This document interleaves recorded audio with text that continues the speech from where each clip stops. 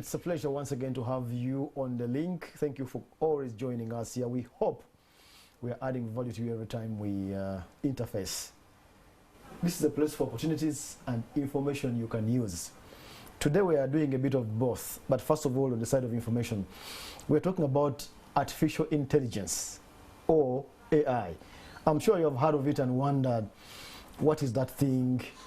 The technology guys will speak about these things and you think, what is that they're talking about? It might be already in your life and you don't know that. But we want to understand it first of all, and now we can use it on your end. It may not be as complicated. In the studio, I have the right person to give us knowledge on that in that area, Dr. Ernest Mwebaze from Sanbad AI. He's the ED of that company. Ernest, welcome. Thank you very much. AI, I've heard of it well. I've read about it a little bit, but I'm sure many viewers haven't. As simple as possible, break down for us, what is this thing called AI, or artificial intelligence? So so you can think of it as we have natural intelligence as human beings. Yeah. So artificial intelligence is the ability for machines or software programs to mimic human actions, human intelligence.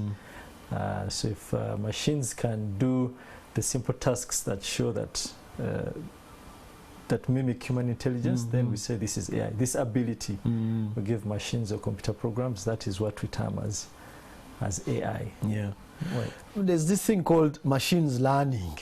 How do machines learn for sure? Okay, so maybe just to understand what are the human intelligent tasks. So yes. the basic human intelligent tasks. When you look at someone walking, you can immediately say this guy is off on his own, either by the eyes or what he says or the way he's moving.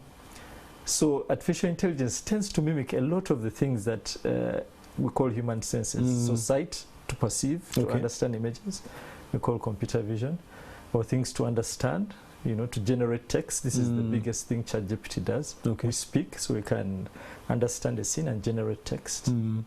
So that is easy for us to do, or to process data. So that's called machine learning. So the way you train them is really to give them a lot of data, and then they learn the patterns of how humans do these things, and then they can use those patterns to do these actions and mimic humans. Help me understand, who tells the machine to learn? Does it learn automatically, or you tell it to learn? Just in a very simple way, take us in the back there. Right, so what you do, so ordinary software engineering is you tell a machine, I want you to do this, this and this. This is the ordinary. Now with machine learning, that's the process by which we train these AI models. You don't actually tell it to learn. What you do, you give it a lot of data. And then it looks at the data itself and learns. It learns the patterns of how, patterns in the data, and can learn very complicated patterns that you may not know as a human being. And this is how you train it. This is simply how you train it. But you know, how you do it actually is really to get a lot of data, build an algorithm, and combine the data with the algorithm and sort of train it machine. So there's a human element in helping the machines learn, but then the machine starts learning from the basic thing that the human being has done. Is that as basic as I can? Exactly. That's as basic as the human does a bit of it, and then the thing goes on and learns by itself. Is it to be feared? We have had President Biden of the US sign something, and even the EU. Is it something to be feared or embraced? What's your take? Right. So AI is, I think you'd call it a double-edged sword, right?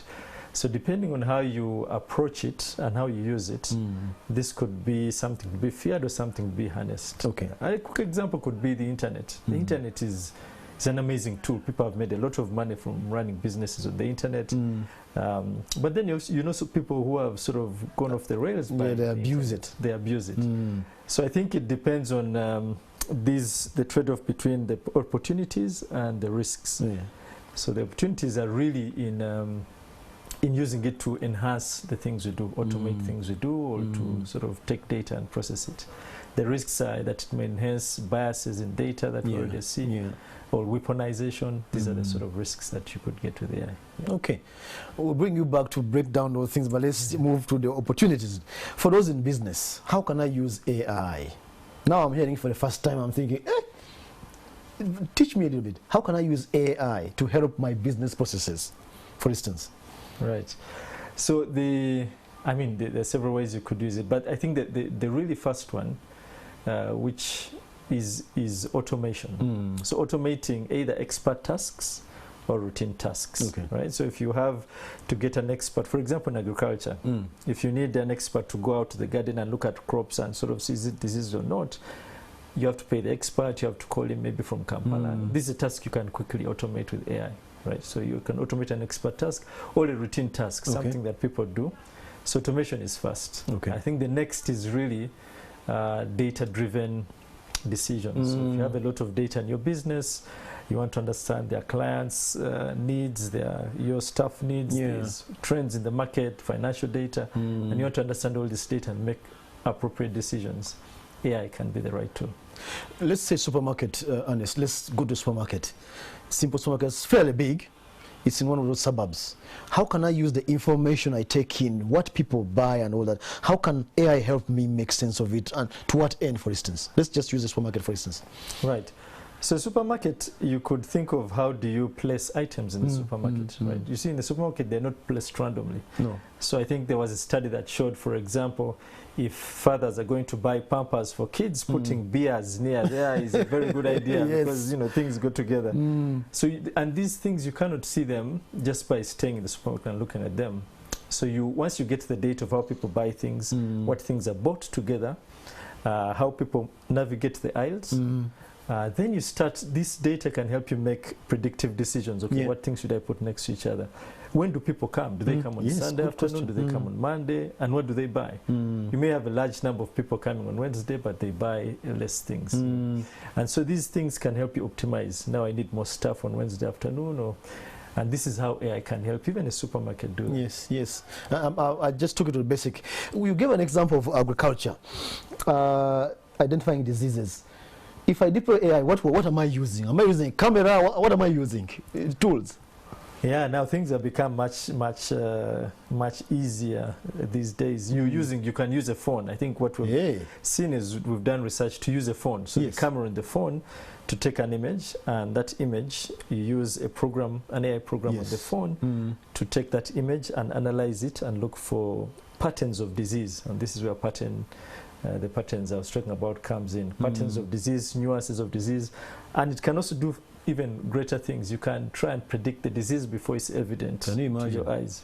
So this research we've already done at Makere, there's a lot of promise in this kind of thing. Okay. Our final question, do I need to be a tech wizard on the user end? What do I need to be having in terms of skills, basic skills to use AI? For instance, supermarket. I'm a supermarket owner or manager. What do I need to know at least to use AI?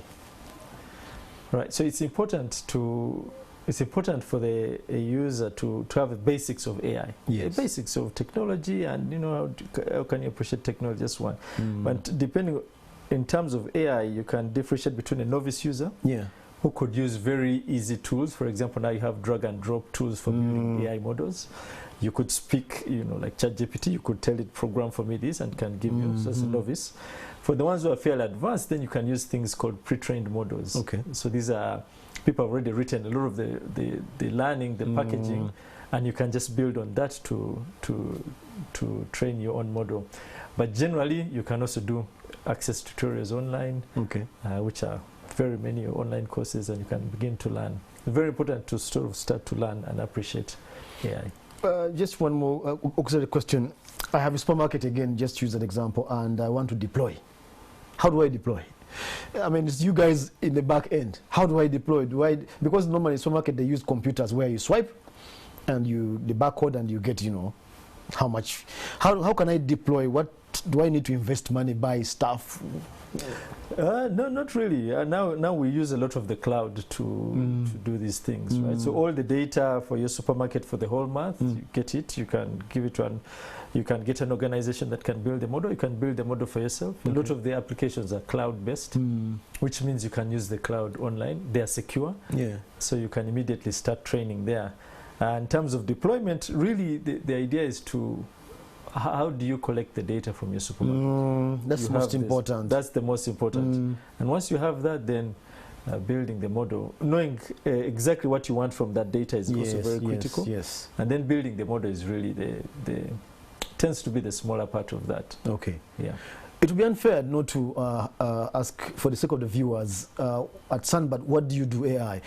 Explain what you do. People might need these services and they need to come to you. Right, sure. Sanbad AI. So Sanbad AI, our goal is to build practical AI systems for social good. So we are a non-profit, and one of the biggest projects we're doing now is called African Language Technology. So we have speech and language technology for the 5 common languages in Uganda. Okay. Right, so Luganda, Nyankole, Lugbara, Acholi, Itesot. So what we do with these, we do things like translation. Okay. So if you want to translate from English to Acholi, then you can have that. If you want speech generation, I speak in English, you want it an Acholi transcript. Or we are doing speech to speech, speak in Acholi, you listen in English. So these are the sort of the technologies we're building. Why is this important? Because you have very many people in Uganda, farmers, medical workers, who can't access, they can't consume technology because of the language barrier. I know, yeah. And so we are supporting organizations, startups, mainly organizations that are socially facing, to harness some of these technologies to translate their technologies into things that our ordinary citizens can consume. If I want services, can I come to you, or you guys you choose your own projects? So we do 2 things. One, we give free services. We call them AI clinics. So you can go on our website and book a slot, and then it's free. We give you consultants on how you apply AI in your business. Okay. Or if you have a project that's especially socially facing and it can be open source, these are projects we can work on. Okay. Wow. You know, it's good to know. It's just a small world. I'm imagining a time when you go to a conference and there will be AI just doing the translation. There's no more this. It threatens the job of the translators. I'm just thinking. No, we want to give the translators time to go on holiday, you know. They want to spend with their family. Okay.